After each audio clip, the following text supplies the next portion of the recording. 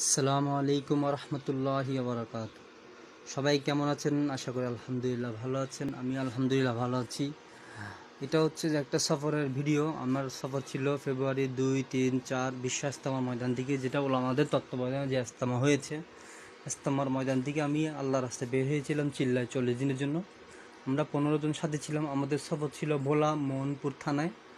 আলহামদুলিল্লাহ আমার খেদমতের জিম্মাদারি ছিল। আমি 3 নম্বর খেদমতের জামাতে ছিলাম। আমার সাথে খেদমতের সাথে ছিল আবু বকর। আমি আলহামদুলিল্লাহ আমার যখনই খেদমত পড়ে এবং খেদমতের জিম্মাদারি যখনই আসে, চিন্তা করি কীভাবে সাথীদেরকে ভালো খাওয়ানো যায় এবং খুব তাড়াতাড়ি শেষ করা যায় খেদমত, শর্টকাটে কীভাবে সাথীদেরকে দেওয়া যায়। তো আলহামদুলিল্লাহ আমি বিশেষ করে সবসময় ফজরের খানাটা সবার আগে দেওয়ার চিন্তাভাবনা করতাম। আর এটার জন্য আমি আগে থেকেই প্রস্তুতি নিয়ে রাখতাম, রাত থেকেই কীভাবে সকালবেলায় কী রান্না করব এবং কী কী প্রয়োজন, যেগুলো বেশি প্রয়োজন জিনিস, পেঁয়াজ আলু, এগুলো আমি আগে থেকেই রেডি করে রাখতাম রাতেই। ফজরের নামাজ পড়ে আমি শুরু করে দিলাম খেদমত। রাতে অনেক কিছু রেডি করে রাখছি আলহামদুলিল্লাহ। ফজরের নামাজ পড়ে আলহামদুলিল্লাহ খেদমত শুরু করছি। আলহামদুলিল্লাহ বাজারে মুগ ডাল পাইনি, এটা মুগ ডাল দিয়ে করতে পারলে অনেক ভালো হয়, আর মজা হয়। আলহামদুলিল্লাহ খেদমত শুরু করছি। আমার খিচুড়ি প্রায় করতে করতে প্রায় খেদমত খিচুড়ি শেষ রান্না করার পরে সাথীদেরকে খিচুড়ি দিলাম। আলহামদুলিল্লাহ সাথীরাও খেয়েছে, আমিও খেয়েছি আলহামদুলিল্লাহ।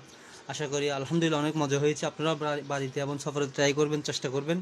আর আসসালামু আলাইকুম রহমতুল্লাহ, দোয়া করবেন খাস করে আমার জন্য।